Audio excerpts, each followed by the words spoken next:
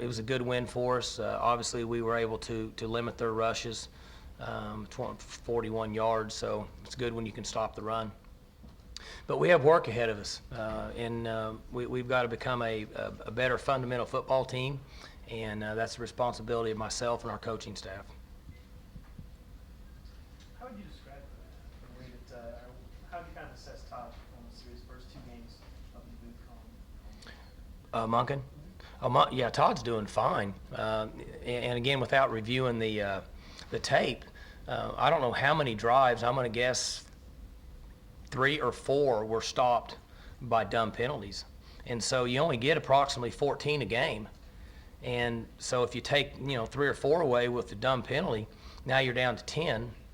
And we scored 5 touchdowns, I think. So whatever those percentages are. 9 or 10 possessions, we scored half the time.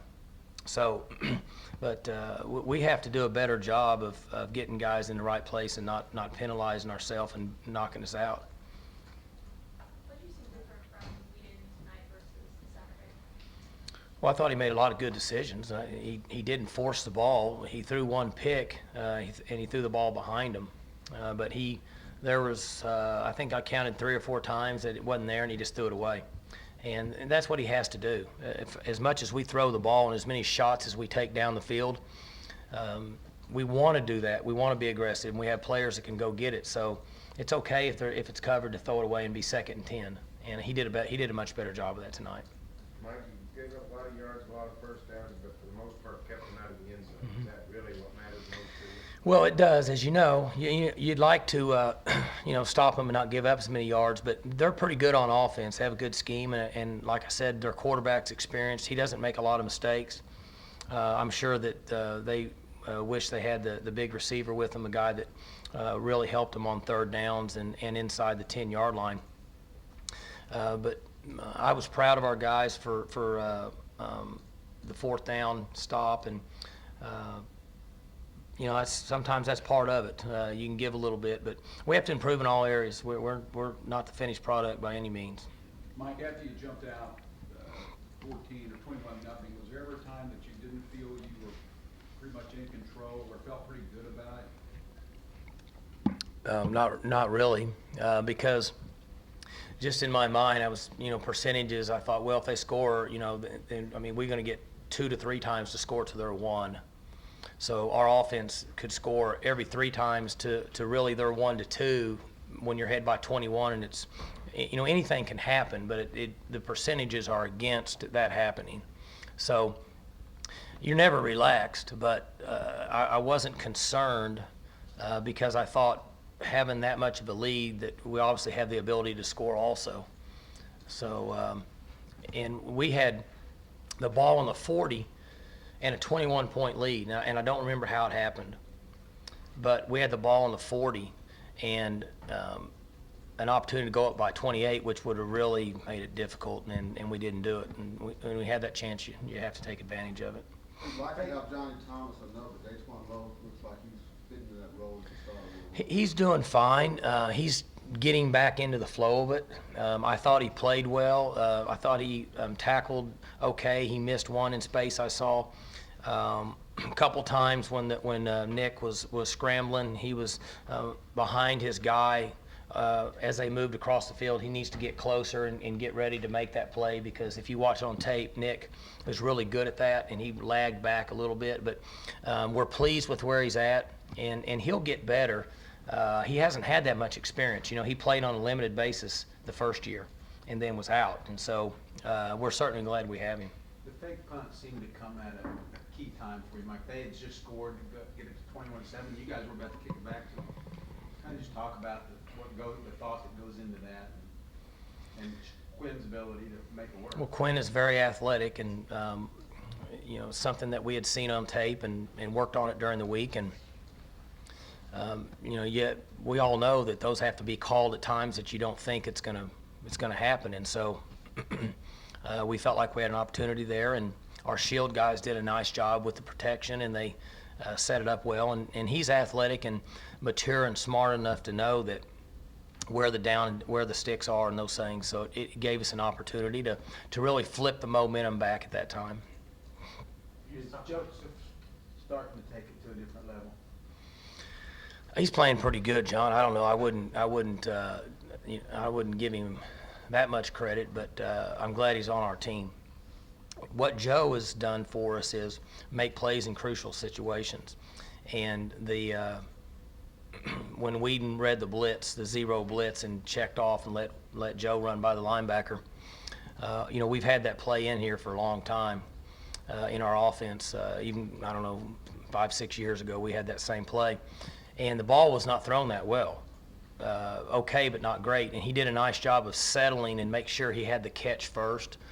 And I talked to him a little bit about that because some guys don't do that. Some guys get in a hurry and they drop it here, and then now the ball's on the ground, you have to punt. And so he did a nice job of that. So he's very versatile. We can split him out, and he runs routes. And not on this scale, but he reminds me of the guy that used to play for the Chargers a few years ago, and not the Chargers, the Rams, 28, Falk. And I'm not saying he's Marshall Falk, so nobody quote me on that. I'm just saying he does some of the same things that we can do. So that he did. We can move him around, and he has good hands. He's smart. He understands protections, things like that. I was trying to think, who have been the better receiving running backs you guys have had? Haven't been a ton of them. Thurman Thomas, Yeah. Barry, if we ever threw it to him. I don't know. Dantrell Savage was pretty good, John. Remember, we threw it to him a little bit, but our system wasn't really built for that. This guy really catches them. He does a nice job of catching, sure does. Mike, can you talk about your offensive line play? It just seemed like you controlled both sides in terms of the interior tonight. I thought they were average in the first game. ULL was kind of out of control and doing some different things. And I thought we did a nice job in the first half of controlling the line, with the exception of penalties. We had a hold and something else. I guess it wasn't them on the chop block. I think our offensive line maybe just had one hold. So they probably played pretty well without watching on tape. I wanted them to be more physical run blockers and pass blockers in this game and not get walks so far back into the quarterback's face, and I thought they did a nice job of that. Could you talk about the way you guys started, particularly, I think Whedon was 13 for 13 and 22 of 23 at one point? Well, we talk about a fast start, and one concern that I have with this team is they're so experienced on offense, and they're so confident in themselves that at times I don't want them to think they can just go out there and it's going to happen. And obviously we didn't do that tonight. But we did get in a little bit of a lull, and we got up by 21 for 2 or 3 series, and that's where we have to overcome that. And they just are so confident in themselves that I think they just kind of relax, and we can't do that. We're definitely not good enough to do that, especially when we play teams that are very, very talented. Mike's got a young team right now, and he's rebuilding a little bit, so they'll be a much different team next year. Mike, with the 2-0 start, I mean, is it gone kind of the way you would have liked it? The fact that you've got 2 wins, but as you said, there's things still to improve. You got 2 pretty tough games coming up. I mean, is it kind of the way you would have liked it? Well, you want to be 2-0, and I thought our decision making in the first game wasn't very good. I thought in this game it was very good, but I'm just disappointed with our kicking game and our penalties on offense. That's what's disappointing to me, and so that kind of gives you that drive to keep going, because we have to play better than that. We can't give them that many yards. What was Wheaton's demeanor this week? I mean, he had 3 picks last week, and then he gets off to the 13th or 13th start. I mean, did you guys do some things to try to get him off to a quick start? Really, I wasn't concerned at all about him. He's obviously very old and mature, and because of that, he lets things slide off of him a little bit too much at times for me, because I want to see him get a little flustered when he makes mistakes, and he really doesn't. And so that's good. So I wasn't concerned with that throughout the week. I didn't see anything. And he's going to pull the trigger now. He's going to let it go. He's going to let it go on time. And so as much as none of us would like to think that the ball won't get fired in the wrong direction, and when you throw as fast as he does on time, that sometimes it happens.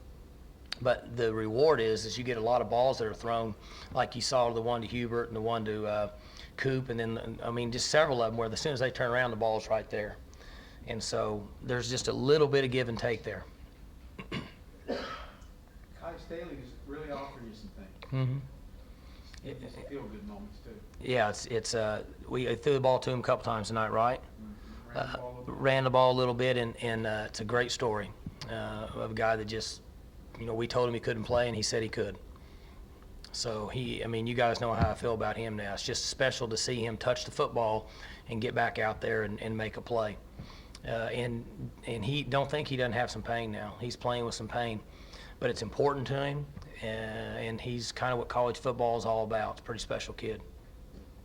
Blackman caught a touchdown, a couple touchdowns. When we were down there at the other end down here scoring the last couple times, and he wasn't in the game. And I don't really say much during the game anymore, but I did click over and ask why he wasn't in the game. I went on the 5-yard line because he's pretty good down there at that play, and Whedon's been throwing it really well, but we handed it off and we ran it in, so I guess we didn't want to put him in. Why wasn't he in? Then nobody ever answered. It's one of those deals, Barry, when everybody acts like they don't hear what the head coach asks. And so before I could ask for the second time, they handed off and scored. So, and then it kind of loses its luster. I would have rather him got hit and lost a yard, and then I could have said, why is he not in the game? And I'd have felt better about myself. So, but I've done good about not saying much on the headphones, and Todd and those guys have done a nice job. Good. All right, thanks.